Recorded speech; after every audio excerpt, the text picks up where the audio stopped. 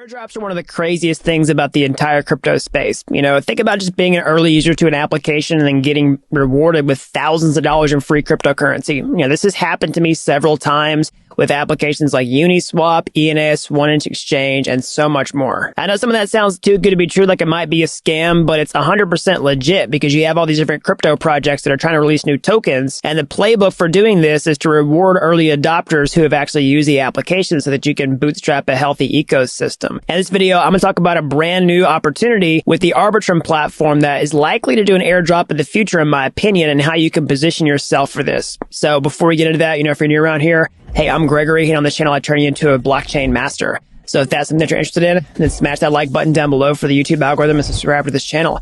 And if you want to learn how to master blockchain step-by-step start to finish, then head on over to dappuniversity.com/bootcamp to get started today.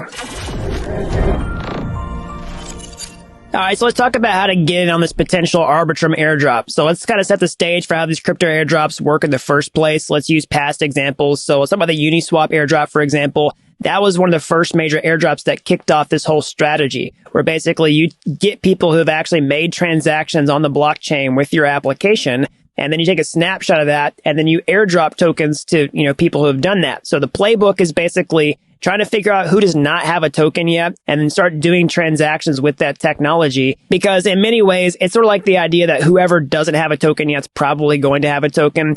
Now, another reason to think that Arbitrum is going to do an airdrop is because, you know, well, guess what? Optimism has done an airdrop. And because it's such a main competitor chain, like, it stands to reason they're probably going to do an airdrop of some kind. All right, so now let's talk about how to position yourself for this airdrop. Now, you know, full disclosure, there's no way to know exactly how they're going to, you know, reward people. You can go look at other airdrops that happened in the past, like Uniswap, ENS, right?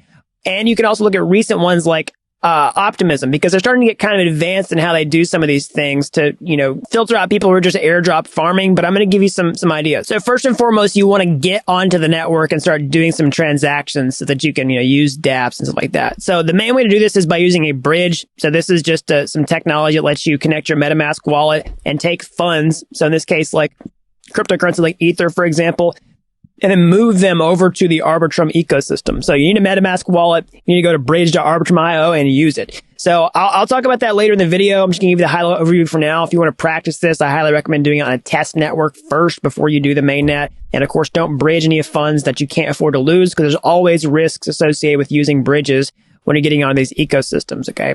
So once you're on the ecosystems themselves, you can look at some different applications and start using them, okay? So you can think about lots of applications that exist on Ethereum right now have deployments to Arbitrum, like 1inch Exchange. That'd be pretty easy strategies to just swap some tokens, like take your Ether and swap it for USDC and vice versa, or some other coin, right? Or even you had stable coins, you could just swap stable coins around. So one thing I want to mention here also is you're going to need Ether in order to use Arbitrum in the first place, because that's how you pay the gas fees.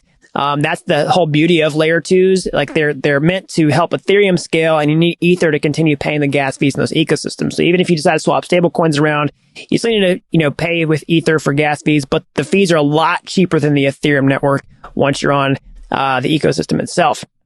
So I want to draw your attention though to two other main efforts that could likely be a factor in who gets airdrops and how much. So the first one is going to be this thing called Arbitrum Odyssey. Okay, so basically Arbitrum Odyssey is going to be an event where you can participate with different projects in Arbitrum, okay, and then you can get like rewarded with free to mint NFTs. So that's all I got for today. As always, you know, smash that like button down below for the YouTube algorithm. Subscribe to this channel if you haven't already.